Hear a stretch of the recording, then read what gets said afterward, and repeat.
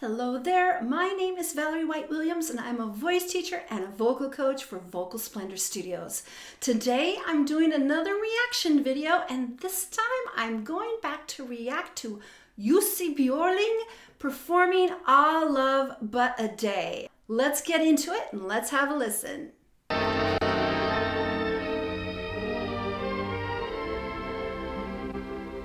As his first song of the evening, Jussi Björling has chosen a sentimental ballad by Mrs. H.H.A. Beach, the well-known American pianist and composer. A ballad which is based on a poem by Robert Browning. It's the moving and inspiring song, All Love But a Day. Okay, I'm going to pause just for a second. Many of you may not know that opera singers in this time period were considered somewhat minor celebrities. They were on TV shows, they were on talk shows, and of course that's been gone a long time ago. I think the only famous opera singer that most people know is Luciano Pavarotti, and that was like in the 70s and 80s. But in this time period, there's a lot of opera singers that were in movies, and it was kind of a little more open door between singing opera and being a celebrity.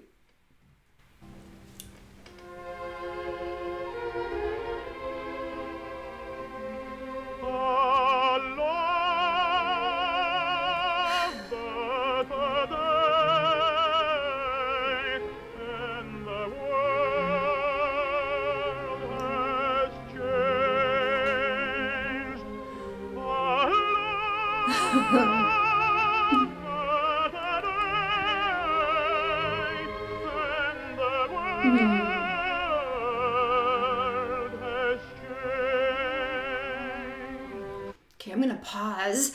I want you to realize, look at that luscious tone. This is way before pre-recording or lip syncing or anything. It's real. And the thing about Jussi is that he had this just effortless technique. He was taught by his father, but you notice, his posture is really upright. He just takes these really easy breaths. I was talking about this to one of my singers just a couple days ago, that he always breathes with his mouth open. So many singers tend to feel like to sing and then they shut their mouth and then they open their mouth. But you see with Jussi, it's just effortless. He just slowly breathes in and has that powerful sound, super relaxed jaw. Everything is just effortless. There's no huffing and puffing. It's just beautifully connected sound. The souls away and the bird is strange. The wind has dropped and the sky is deranged. Summer, summer has stopped.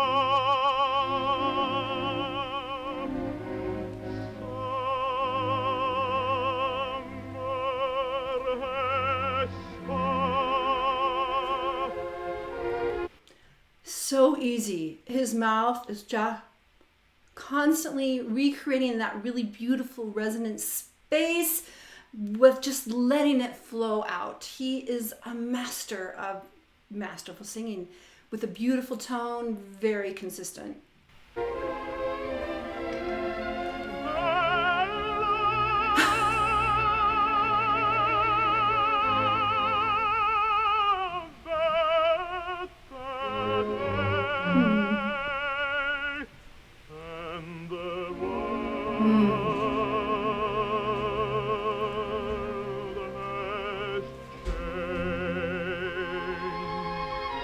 Okay, I'm going to pause again because I want to point out that the diction in this song is really tough. The sound deranged, the world has changed. Those are words that a lot of Americans really struggle with because there's lots of R's and G's and it sounds very garbly. World is a very difficult word to sing because it has both the R and the L. So a lot of people get world, world, world. And English obviously wasn't his native language. He was Swedish. Will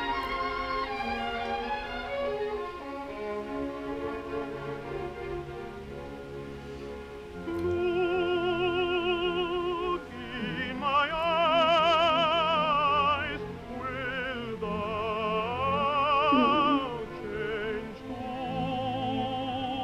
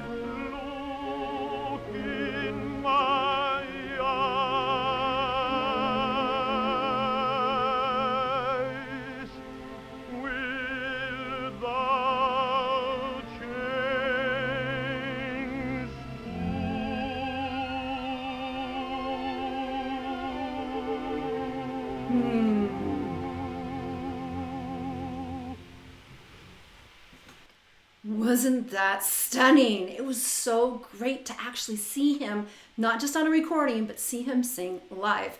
And such a solid technique, very solid, posture was erect. And again, he was not singing in his native language, he was singing in English.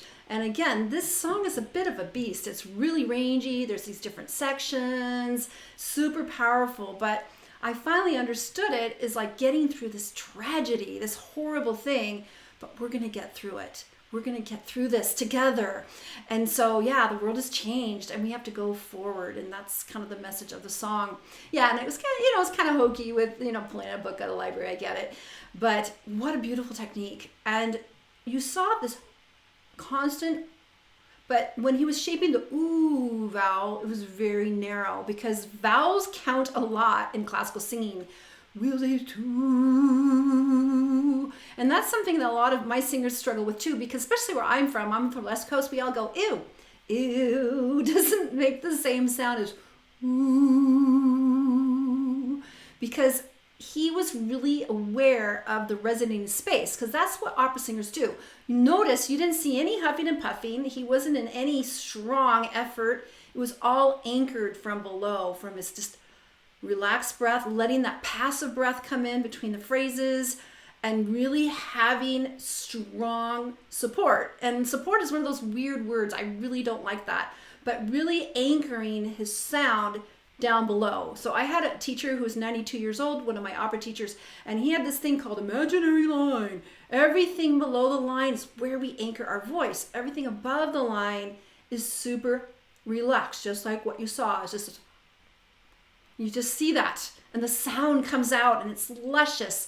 There's no pushing, there's no heave-hoing. It's just using that power of the breath to fuel this beautiful tone and using resonation strategies with the mouth. But he makes it look easy. Now, I do know that Jussi Björling was taught by his father. His father was an opera singer as well. I think there was other siblings involved there.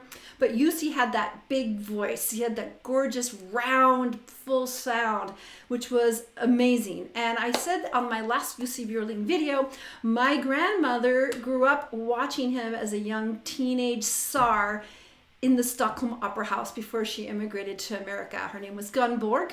And so she grew up in Stockholm and she always loved Jussi. And so I love Jussi too.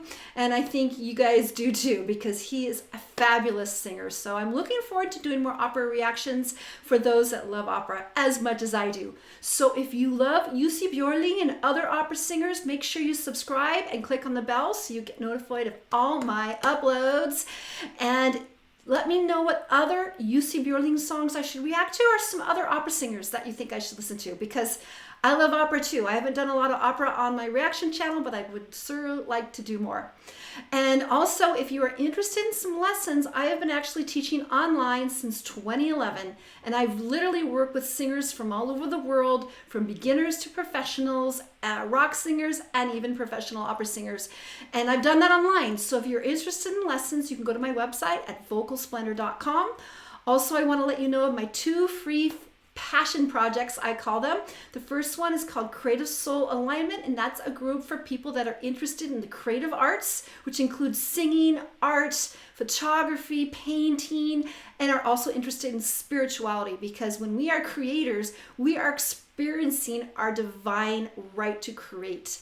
And so it's a great group of people, with people from all over the world. And my second group is called YouTube Success Strategies, and that's where I'm teaching people how to grow their YouTube channels and be successful. Because my main channel right now is at 50,000 subscribers. I've been doing it a long time, and I'm ready to teach you guys how you can be successful too. All right, take care, and I'll see you next time. Bye.